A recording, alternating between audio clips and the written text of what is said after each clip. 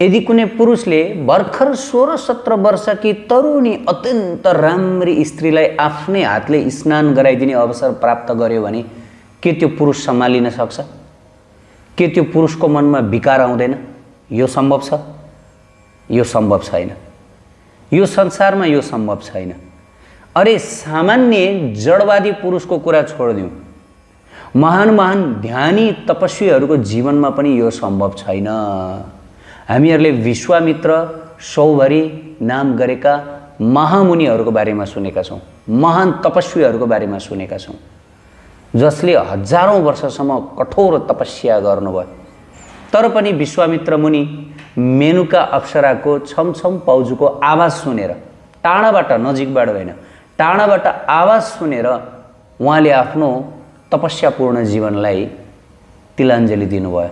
यस प्रकार शास्त्रमा वर्णन आउँदछ र मेनुकालाई स्वीकार गर्नुभयो।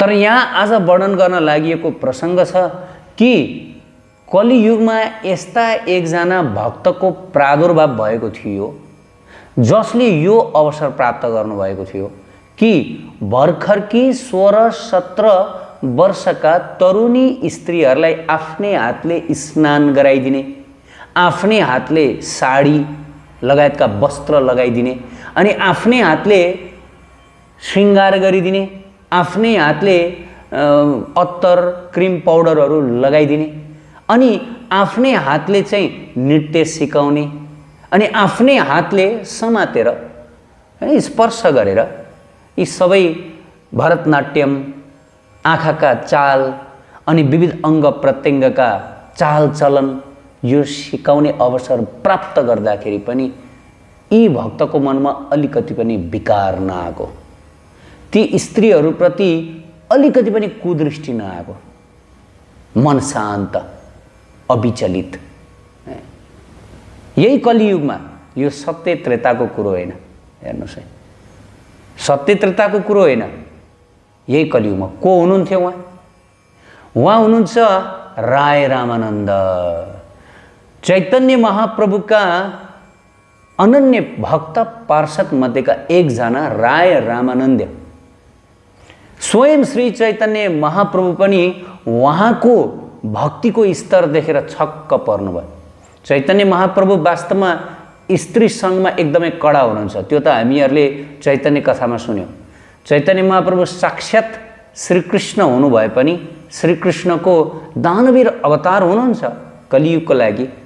पतितभन्दा पतित जीवहरूको पाप नष्ट गरिदिनुहुन्छ, क्षमा गरिदिनुहुन्छ, पापीभन्दा पापीको, होइन? तर पनि स्त्री सङ्गीहरूलाई क्षमा गर्नुहुन्न।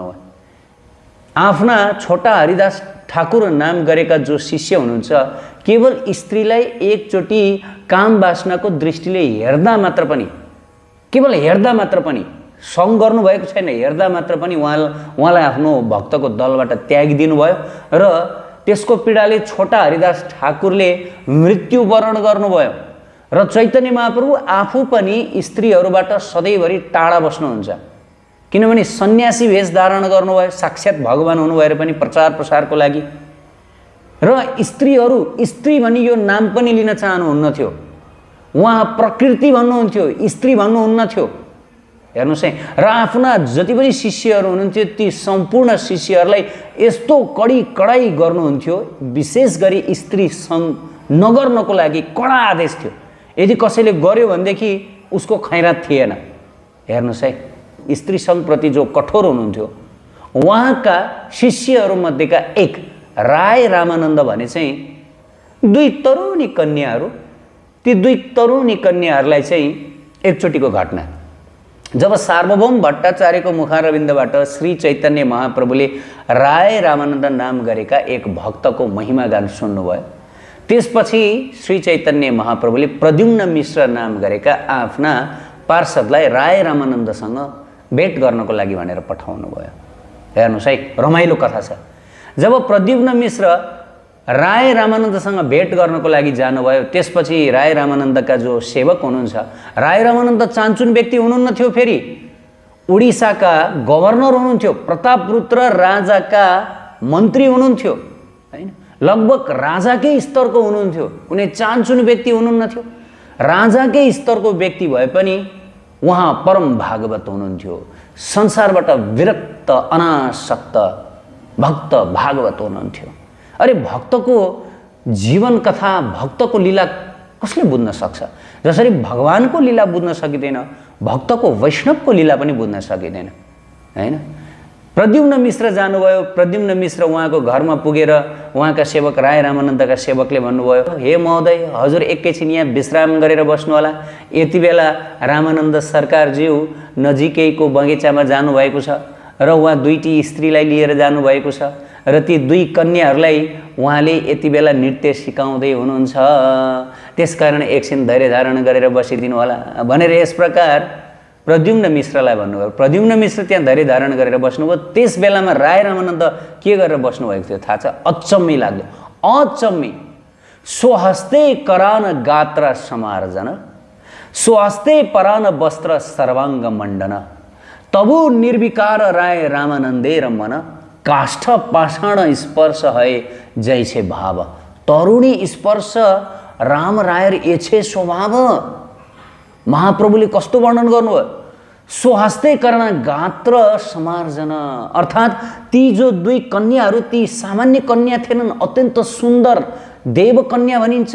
त्यो बेला ती देवकन्याहरूले भगवान जगन्नाथको प्रसन्नताका लागि एकदमै राम्री भएर चिटिक्क परेर गोपिनीको अभिनयमा नृत्य गर्नु पर्दथ्यो। यो चलन अहिलेसम्म पनि छ जगन्नाथपुरीमा। जगन्नाथजीको प्रसन्नताका लागि गोपिनी भएर नाच्ने, विभिन्न सुन्दर सुन्दर नृत्य गर्ने देवकन्या भनिन्छ। र यी 16-17 वर्षका एकदमै तरुणी, हैन, एकदमै तरुणी यी कन्या देवकन्याहरूलाई जगन्नाथ वल्लभ यस्तै एउटा ड्रामा छ। वास्तवमा राय रामानन्द को हुनुहुन्थ्यो? उहाँ संस्कृतका विद्वान पनि, महान भक्त भागवत पनि र त्यसै गरी आएर नाटककार पनि, एकदम दक्ष नाटककार। जगन्नाथजीलाई नाटक जुन रच्ने, नाटक सिकाउने विशेष गरी जो कलाकार राय रामानन्द प्रभुले गर्नुहुन्थ्यो, हेर्नुहोस् है। अनि राय रामानन्द प्रभु त्यो बेला के गर्दै हुनुहुन्थ्यो हेर्नुहोस् त। उहाँ आफ्नै हातले स्वहस्ते करान गात्र समार्जन, आफ्नै हातले ती तरुणी कन्याहरूलाई चाहिँ श्रृङ्गार गर्नुहुन्थ्यो। स्वहस्ते परान वस्त्र सर्वाङ्ग मण्डन, आफ्नै हातले चाहिँ ती कन्याहरूलाई, विशेष गरी ती स्त्रीहरूलाई चाहिँ वस्त्राभूषित गर्नुहुन्थ्यो, अथवा साडी लगाइदिनुहुन्थ्यो, लेङ्गा, अब फ्रक, अब जुन जुन हुन्छ स्त्रीका वस्त्रहरू लगाइदिनुहुन्थ्यो। तब निर्विकार राय रामानन्द र मन, हेर त कस्तो अचम्म, यस्तो गर्दाखेरि पनि राय रामानन्दको मन निर्विकार छ, अलिकति पनि विकार पैदा भएको छैन। अलिकति पनि राय रामानन्द प्रभु एजिटेट अर्थात् व्यग्र हुनुभएको छैन, भित्रबाट उत्तेजित हुनुभएको छैन। ल हेर्नुहोस् त, स्वयं श्री महाप्रभुले प्रद्युम्न मिश्रलाई श्री राय रामानन्दज्यूको अनिर्वचनीय गुणको बारेमा बताउनुभयो। एके देवदासी आर सुन्दरी तरुणी, तार सब अंग सेवा करे न अपनी, नानादि कराए पराए वास विभूषण, गुह्य अंगे रहे तहाँ दर्शन स्पर्शन, तबु निर्विकार रामानंदेर मन, नाना भाव द्वार तारे कराए शिक्षण, निर्विकार देह मन काष्ठ पाषाण मन, किंतु क्या भूल आश्चर्य तरुणी स्पर्श निर्विकार। हैन, इस प्रकार महाप्रभुले बताउनु भयो कि राय रामानन्द ती तरुणी स्त्रीलाई आफ्नै हातले श्रृङ्गार गर्न लाग्नु भएको थियो। कस्तो किसिम? आफ्नै हातले स्नान गराइदिनुहुन्थ्यो। आफ्नै हात, अब स्नान गराइदिँदा के भनिएको छ यहाँ? गुह्य अंगेर हए तहाँ दर्शन, अर्थात् ती स्त्रीहरूको चाहिँ गुप्ताङ्गहरू, गुह्य अङ्गहरू, गुह्य अङ्गहरूमा के पर्दछन् ती सबै अङ्गहरू पनि राय रामानन्दले हेर्नुहुन्थ्यो होला। महाप्रभु स्वयं बताउँदै हुनुहुन्छ यहाँ, गुह्य अंगेर हए तहाँ दर्शन स्पर्शन, केवल हेर्ने मात्र होइन, ती अङ्गहरूमा स्पर्श पनि गर्नुहुन्थ्यो होला। महाप्रभु बताउँदै हुनुहुन्छ यहाँ, स्पर्श गर्नुहुन्थ्यो होला। हेर्नुहोस् त, गुप्त अङ्गहरूलाई हेर्ने, स्पर्श गर्ने। हैन, मैले अघि नै भने यो संसारमा कुनै पनि यस्तो पुरुष हुन सक्दैन, न अहिले, न पहिला, न सत्ययुगमा पनि। हामीलाई थाहा छ, केवल स्त्रीको टाढैबाट दर्शन गरेर महान महान तपस्वीहरूको तपस्या भङ्ग भएको छ। तर राय रामानन्द देवकन्याहरू, यो कलियुगको घटना हो, देवकन्याहरूलाई यस प्रकार श्रृङ्गार गर्दा, नुहाइदिँदा, होइन, उनीहरूको गुप्त अङ्ग हेर्दा, गुप्त अङ्ग स्पर्श गर्दा पनि उहाँको मन के भएको छैन, विकारयुक्त भएको छैन। मनमा अलिकति पनि उत्तेजना आएको छैन, मनमा अलिकति पनि भोग बान्छा, भोग दृष्टि आएको छैन। अरे वाह, अरे वाह, महाप्रभुका भक्तहरूको कस्तो महिमा, कस्तो शक्ति! स्वयं महाप्रभु भन्नुहुन्छ। राय रामानन्दको मनलाई त केवल राय रामानन्दले मात्रै बुझ्न सक्नुहुन्छ। म सन्यासी हुँ, भगवान बताउँदै हुनुहुन्छ आफ्नो पदलाई राय रामानन्दको पदभन्दा पनि तल राखेर। यद्यपि उहाँ साक्षात् श्रीकृष्ण हुनुहुन्छ, साक्षात् श्रीकृष्ण राधारानीको भावमा आउनुभएको छ। उहाँ राय रामानन्दको महिमा वर्णन गर्दै बताउनुहुन्छ कि म सन्यासी हुँ, म स्त्रीबाट यति टाढा हुन्छु, जब स्त्री भन्ने नाम मेरो कानले सुन्छ तब त म उत्तेजित हुन्छु। तर यी राय रामानन्द बडो विचित्र, आमामामामा, बडो विचित्र कि स्त्रीको गुह्य अङ्गलाई स्पर्श गर्दाखेरि पनि, होइन, यी राय रामानन्दलाई अलिकति पनि प्रभाव परेको छैन, होइन। हेर्नुहोस् त, जब ती देवकन्याहरूलाई प्रशिक्षण दिएर राय रामानन्द आफ्नो घरमा फर्किनुभयो, उहाँलाई देख्ने बित्तिकै प्रद्युम्न मिश्र उठ्नुभयो, प्रणाम गर्नुभयो र भन्नुभयो, तोमा देखिते हैल आगमने, अपना पवित्र कुलन तोमार दर्शने। मिश्रले भन्नुभयो, हे राय रामानन्द प्रभु, हजुरको दर्शन पाएर मेरो जीवन धन्य भयो, पवित्र भयो। हेर्नुहोस् है, यस प्रकार बताइयो है। आखिर किन राय रामानन्द प्रभु यस्तो स्थितिमा पनि उहाँ सम्हालिनु भयो? उहाँमा अलिकति पनि विकार आएन, अलिकति पनि विकार आएन।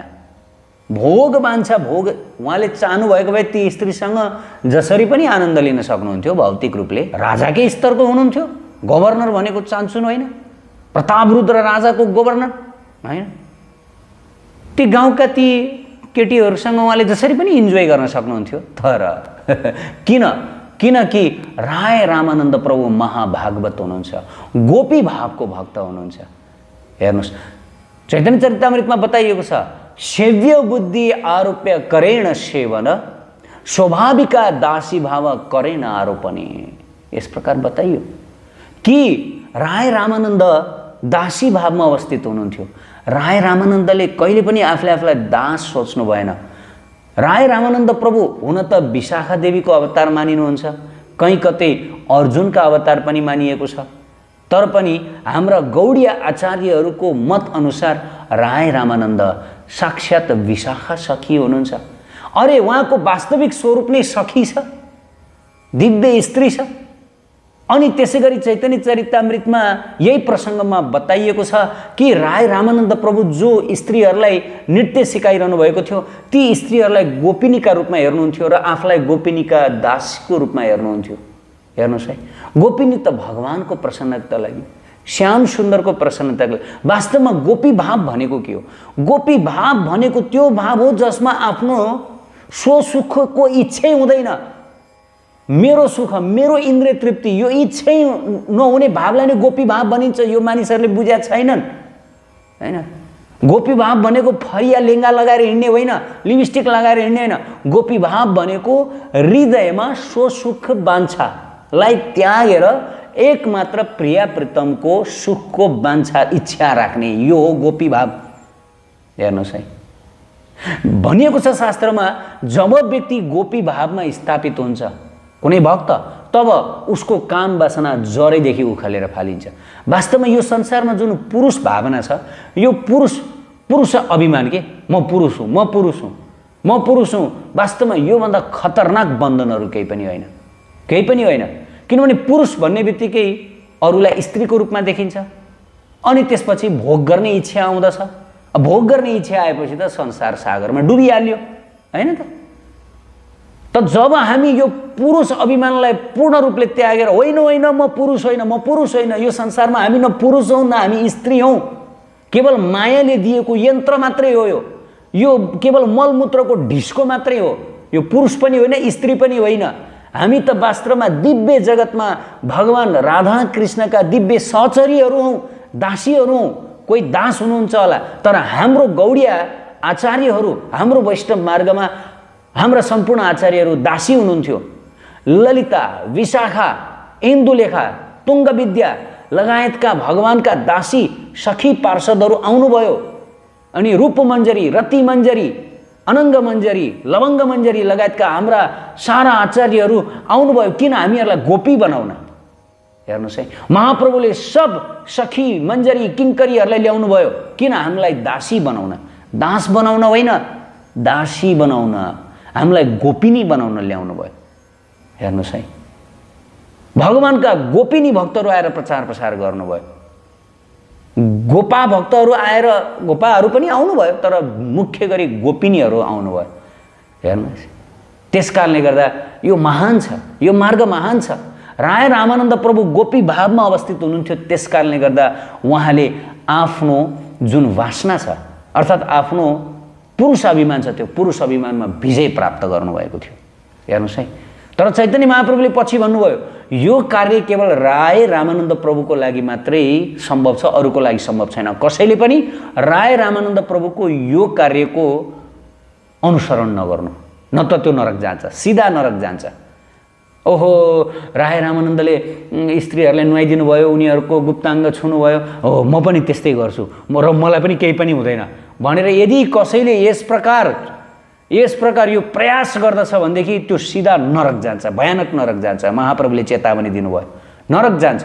केवल राय रामानन्द जस्तो सिद्ध आफ्नो स्वरूपमा अवस्थित हुनुभएको भक्तलाई मात्र यो सम्भव छ, अरू कसैलाई सम्भव छैन।